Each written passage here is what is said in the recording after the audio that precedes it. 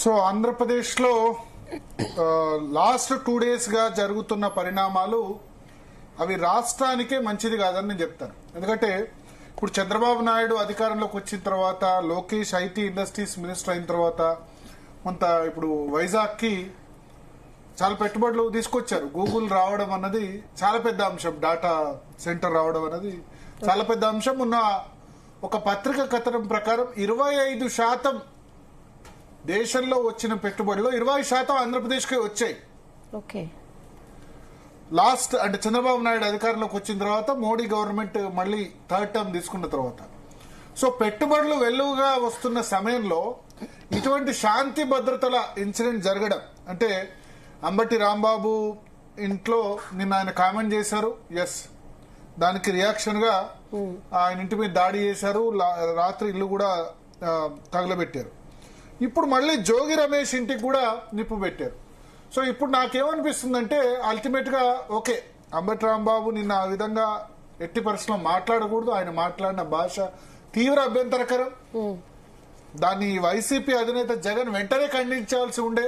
10-10:30 గంటలకు ఆ ప్రాంతంలో మాట్లాడితే కనీసం సాయంత్రం వరకైనా జగన్ మీ పార్టీ శ్రేణులు ఇట్లా మాట్లాడకండి అని ఓరల్ ఇన్స్ట్రక్షన్ అయినా ఇచ్చేది ఉండే. సరే, జరగలేదు. కానీ ఇప్పుడు వైసీపీ కాదని టీడీపీని ఎన్నుకున్నప్పుడు మళ్ళీ ఇదే విధంగా ఓకే, నిన్న అంబటి రాంబాబు కామెంట్ చేశారు, ఓకే, మళ్ళీ జోగి రమేష్ ఆల్రెడీ మొన్న 80 రోజులు జైలు శిక్ష అనుభవించి వచ్చారు. ఇప్పుడు జోగి రమేష్ ఇంటికి నిప్పంటించడం అది కరెక్ట్ కాదేమో అనిపిస్తుంది. ఎందుకంటే ఇవి కంటిన్యూ అవుతాయి. రేపు టీడీపీ అధికారంలోకి వచ్చిన మొదటి 1-2 నెలలు కూడా ఇదే విధంగా అటాక్స్ జరిగాయి. ఎందుకంటే పల్నాడులో, ఎస్పెషల్లీ పల్నాడు ప్రాంతం, మిగతా ప్రాంతాల్లో, ఇక్కడ పల్నాడులో పిన్నెల్లి సోదరులు అప్పుడు వైసీపీ అధికారంలో ఉన్నప్పుడు వాళ్ళు అరాచకాలు చేశారు. దానికి రివర్స్ గా టీడీపీ క్యాడర్ ప్రతిఘటించారు. ఎన్నిక జరిగిన తర్వాత 1-2 నెలలు ఆ విధంగా ఉంటుంది. ఎందుకంటే ఈ 5 సంవత్సరాలు మమ్మల్ని ఇబ్బంది పెట్టారు, ఈ 5 సంవత్సరాలు మమ్మల్ని వైసీపీ చాలా ఇబ్బందులు పెట్టిందని ఆ కక్షతో ప్రతీకార దాడులు జరిగాయని అనుకుందాం. బట్ ఈ దాడులు ప్రతి దాడులు అన్నది ఈ 5 సంవత్సరాల టర్మ్ లో కూడా కంటిన్యూ అవుతే అది మంచిది కాదు అని నేను అంటాను. ఎందుకంటే Chandrababu Naidu style of functioning ఇది కాదు. ఎందుకంటే ఆయన ఏంటంటే ఇంతకుముందు ఏంటంటే పోలీసు శాఖకి ఆ విధంగా స్వేచ్ఛ ఇచ్చేవాళ్ళు. పోలీసులకి లా అండ్ ఆర్డర్ సంబంధించి, ఎస్పెషల్లీ హైదరాబాద్ లో మీకు ఓల్డ్ సిటీలో ఎంఐఎం ను కంట్రోల్ చేసిన ఏకైక party Telugu Desam party, Chandrababu Naidu. Old సిటీలో మిగతా ఎవరు అధికారంలోకి వస్తే వాళ్లతో ఎంఐఎం అంటగాగేది. దానివల్ల శాంతి భద్రతలు పరిస్థితి. ఎందుకంటే చెన్నారెడ్డిని అధికారంలోంచి దించడానికి పాత బస్తీలో మత కలహాలు సృష్టించారు కాంగ్రెస్ పార్టీ వాళ్ళు. అంటే సొంత పార్టీ నేతలు ఆ విధంగా చేసిన పరిస్థితి. టీఆర్ఎస్ వచ్చినప్పుడు ఎంఐఎం ఫ్రీ హ్యాండ్ ఇచ్చి ఆ విధంగా చేశారు. సో మత కలహాలు లేవు ఓల్డ్ సిటీలో అంటే అది చంద్రబాబు నాయుడు హ్యాండ్లోనే. So normal Chandrababu Naidu functioning ఎట్లా ఉంటుందంటే, అది పార్టీ క్యాడర్ అయినా వేరే వ్యక్తులైనా ఎవరైనా సరే తన హయాంలో, ఈవెన్ పరిటాల రవిని కూడా ఆయన కంట్రోల్ చేశారు. 95 to 2004 మధ్య ఫ్యాక్షనిజాన్ని చాలా వరకు కంట్రోల్ చేశారు చంద్రబాబు నాయుడు హయాంలో. సో ఆ విధంగా తన మన పర తేడా లేకుండా చంద్రబాబు నాయుడు అడ్మినిస్ట్రేషన్ ఆ విధంగా ఉంది. కానీ నాకు ఇప్పుడు ఆ విధంగా కనిపించట్లేదు. లాస్ట్ 2-3 days గా జరుగుతున్న పరిణామాలు చూస్తే, ముఖ్యంగా ఆయనను జైలుకు పంపించిన తర్వాత చంద్రబాబు నాయుడిని స్కిల్ డెవలప్మెంట్ స్కామ్ లో అరెస్ట్ చేసిన తర్వాత ఆయన నేను మారాను పూర్తిగా, అంటే అడ్మినిస్ట్రేటర్స్ బాగా నమ్ముతారనే బదులు పార్టీకి సంబంధించిన వ్యక్తుల నుంచి వస్తున్న ఏదైతే ఒత్తిడి ఉందో ఆ ఒత్తిడికి తలొగ్గినట్టు అనిపిస్తుంది. ఎందుకంటే ఇదే విధంగా కంటిన్యూ అవుతే స్టేట్ కు పెట్టుబడులు రావు. మరో బీహార్, ఉత్తరప్రదేశ్ లాంటి పరిస్థితి అయితే ఓకే, నేను అంబటి రాంబాబు మీద నీ జర్క్ రియాక్షన్ అంటాం. నీ జర్క్ అంటే ఆయన చేసిన వ్యాఖ్యలు అంత తీవ్రంగా ఉన్నాయి. చంద్రబాబు నాయుడు గురించి చాలా దారుణంగా మాట్లాడారు. ఆ నీ జర్క్ రియాక్షన్ వచ్చింది, అది ఓకే. మళ్ళీ ఇవాళ జోగి రమేష్ ఇంటి మీద ఇప్పుడు అటాక్ ఏ విధంగా అనాలి? జోగి రమేష్ మీద ఆల్రెడీ 80 రోజులు ఆయన నకిలీ మద్యం కేసులో అనుభవించి వచ్చారు. పైగా నేను జోగి రమేష్ ని ఇక్కడ వెనకేసుకు రావట్లేదు, ఆయన శుద్ధపూస కాదు. ఇదివరకు చంద్రబాబు ఇంటి మీద దాడి చేసినప్పుడు ఆయన ప్రధానంగా భూమిక వహించారు. అప్పుడు పట్టాభి కామెంట్ చేస్తే చంద్రబాబు ఇంటి మీద దాడి చేసేందుకు వెళ్లి జగన్ ను ప్రసన్నం చేసుకోవడానికి ఒక కోటరీ ఉంటది. ఏంటంటే చంద్రబాబు మీద ఎవరెంత అటాక్ చేస్తే వాళ్ళకి ఆ పదవులు ఇస్తాం.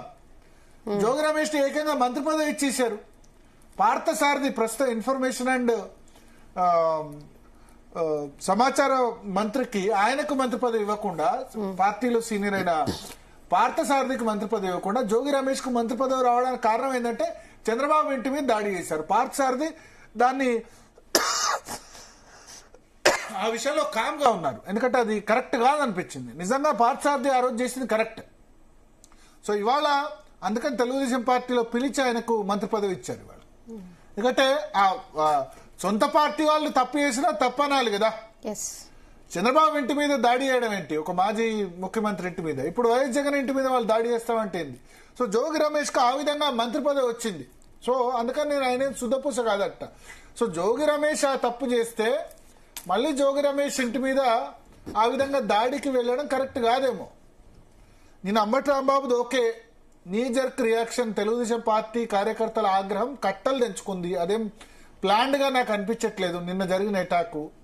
సరే, అక్కడ గుంటూరు ఎమ్మెల్యే ఆమె గల్లా మాధవి సంబంధించిన రోల్ ఉంది, ఆమె రెచ్చగొట్టారని చెప్తున్నప్పటికీ జరుగుతున్న చూస్తే గనక నీ జర్క్ రియాక్షన్ లాగా అనిపించింది. ఓకే, ఇవాళ జోగి రమేష్ మీ ఇంటి మీద అటాక్ జరిగిన తర్వాత అయినా ఇప్పుడు చంద్రబాబు నాయుడు, లోకేష్ రెస్పాండ్ అయ్యి కూల్ డౌన్, కామ్ డౌన్, వద్దు, మనల్ని ప్రజలు ఎన్నుకున్నది వైసీపీకి భిన్నంగా పాలిస్తామని చెప్పి, వైసీపీకి డిఫరెంట్ గా పాలిస్తామని చెప్పి మనల్ని ఎన్నుకున్నారు. అంతే తప్ప వైసీపీ లాగా చేస్తాం, టీడీపీ పట్టాభి ఆ విధంగా మాట్లాడితే టీడీపీ కార్యాలయం మీద మొత్తం అటాక్ చేస్తాం, చంద్రబాబు నాయుడు ఇంటి మీద అటాక్ వెళ్ళిన జోగి రమేష్ ని ఎంకరేజ్ చేసే విధంగా ఒక మాట అన్న విధంగా చేయకుండా ఒక స్టేట్మెంట్ నేను చంద్రబాబు నాయుడు నుంచి, లోకేష్ నుంచి ఎక్స్పెక్ట్ చేస్తున్నాను. వాళ్ళిద్దరిట్లో ఎవరో ఒకళ్ళు.